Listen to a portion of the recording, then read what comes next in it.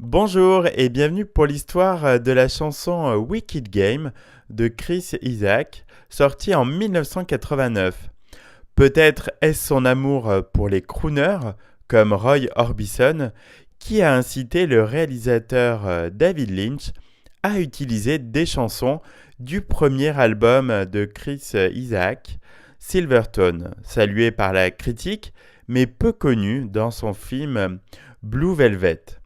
3 ans plus tard, a dit Isaac à Q Magazine, il m'a dit, et c'est quelqu'un de très direct, je n'ai pas de budget pour la musique, mais je connais quelqu'un qui demande peu d'argent et qui est sérieux.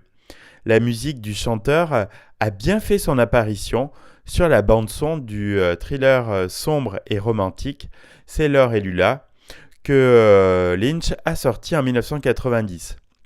Cette fois, elle était tirée de son troisième album, Earth-Shaped World. Dans ce film, Lynch a utilisé une version instrumentale de Wicked Game, mais le directeur de la musique d'une station de radio d'Atlanta, qui était aussi un fan du réalisateur, a repris l'album de la bande-son sur lequel figurait la chanson d'Isaac. Après être passé sur les ondes pendant quelques mois, la version du morceau a fini par se propager sur les autres stations de radio du monde. Isaac a dit dans Country Music International, c'était vraiment ingénieux, alors que la chanson n'avait pas marché, de la repasser sur les ondes et d'en faire un tube.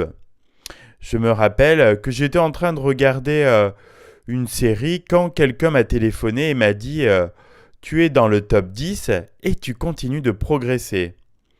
La nouvelle vidéo sensuelle d'Herb Ritt, qui remplaçait celle de Lynch, et dans laquelle le modèle Helena Christensen posait topless sur une plage, n'a gêné personne. Parlant de ce qui lui avait servi de source d'inspiration, Isaac a confié dans le magazine Rolling Stone. Il y avait une fille qui me courait après. C'était une de ces histoires où elles appellent et vous disent « Je viens ».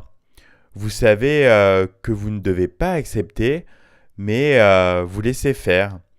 Avant qu'elle n'arrive, j'avais presque terminé la chanson.